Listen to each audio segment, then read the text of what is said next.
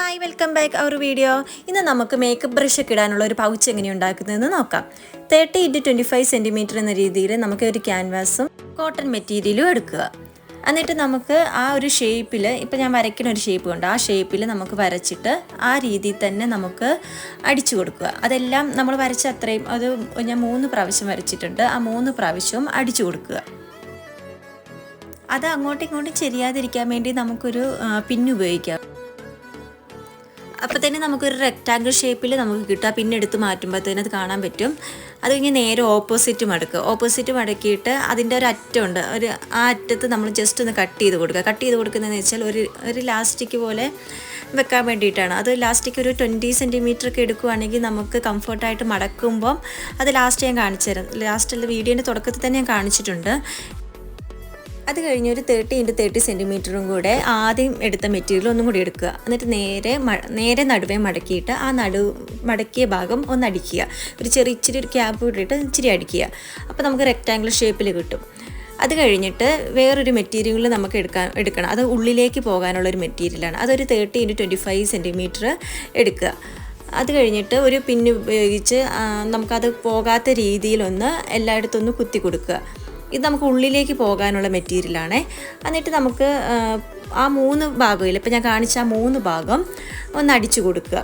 നമുക്ക് അടിച്ചു കൊടുക്കുമ്പോൾ ഒരു പോക്കറ്റ് പോലെ കിട്ടും. പോക്കറ്റ് എന്ന് വെച്ചാൽ ഒരു ഗ്യാപ്പുള്ളൊരു, കാണിച്ചു തരാം ഇപ്പം ഞാൻ. അങ്ങനെ ഒരു ഗ്യാപ്പുള്ളൊരു ഭാഗം കിട്ടും.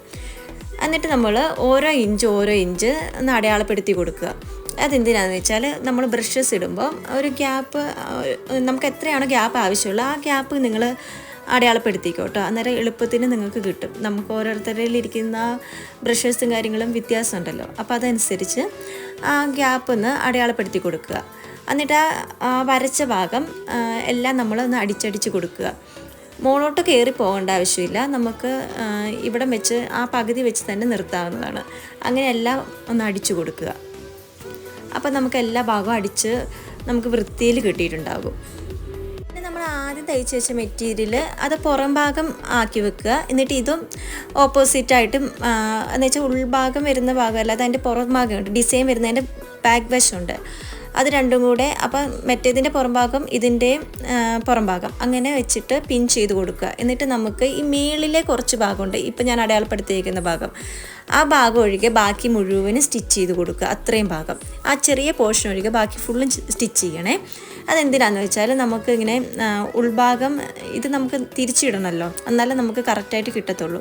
അത് നമ്മൾ ഈ തലയണ കവറൊക്കെ തയ്ക്കില്ല, അതുപോലെ നമുക്ക് ഉൾഭാഗം കിട്ടാൻ വേണ്ടിയിട്ടാണ്, മറിച്ചിടുമ്പം ഈസി ആയിട്ട് കിട്ടാൻ വേണ്ടിയിട്ടാണ് ആ ചെറിയ പോർഷൻ മാത്രം നമ്മൾ വിട്ടിട്ട് ബാക്കിയെല്ലാം നമ്മൾ അടിക്കുന്നത്. എന്നിട്ട് നമുക്ക് വൃത്തിയിലൊന്ന് വെട്ടിക്കൊടുക്കുക. അടിച്ചിട്ട് നമുക്ക് ഒരു വൃത്തിയിൽ ആ സൈഡൊക്കെ ഒന്ന് വെട്ടിക്കൊടുക്കുക. എന്നിട്ട് നമുക്ക് തിരിച്ചെടുക്കണം. അത് ഇതിൻ്റെ ഉള്ളിൽ കൂടെ നമ്മൾ എടുക്കുകയാണെങ്കിൽ ആ ഫുള്ള് നമുക്ക് തിരിച്ചെടുക്കാൻ പറ്റും. ഒരു പെന്ന് ഉപയോഗിച്ചോ ഒരു പെൻസിൽ ഉപയോഗിച്ച് നമുക്ക് ലാസ്റ്റ് ഒന്ന് വൃത്തിയിൽ ഒന്ന് എടുക്കാവുന്നതാണ്. ഇതിൻ്റെ എൻ പോർഷനൊക്കെ നമുക്ക് ഒരു പെന്ന് ഉപയോഗിച്ച് നമുക്ക് ഈസി ആയിട്ട് എടുക്കാൻ പറ്റും.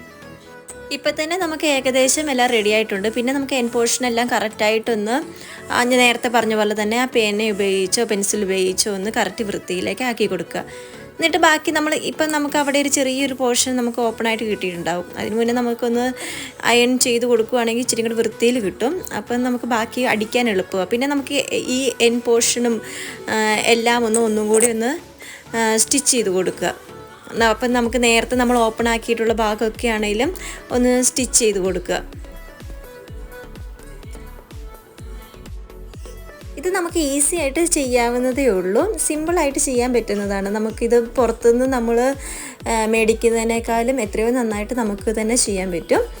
ഇതാണ് നമ്മുടെ ഫൈനൽ ലുക്ക്. നമുക്കെല്ലാം ഇതുപോലെ തന്നെ നമുക്ക് ബ്രഷസും കാര്യങ്ങളൊക്കെ ആണെങ്കിലും ഇതുപോലെ തന്നെ ഇടാൻ പറ്റും. ഇതുപോലെ തന്നെ നമുക്ക് ഈ പെൻസിൽ പൗച്ചും അങ്ങനത്തെ കളർ പെൻസിൽ പൗച്ചൊക്കെ ആണെങ്കിലും നമുക്കിതുപോലെ തന്നെ ചെയ്യാൻ പറ്റുന്നതേ ഉള്ളൂ. ഇന്നത്തെ വീഡിയോ നിങ്ങൾക്ക് ഇഷ്ടമായി എന്ന് വിചാരിക്കുന്നു. ഇനി നമുക്ക് അടുത്ത വീഡിയോ ആയിട്ട് കാണാം. ബൈ.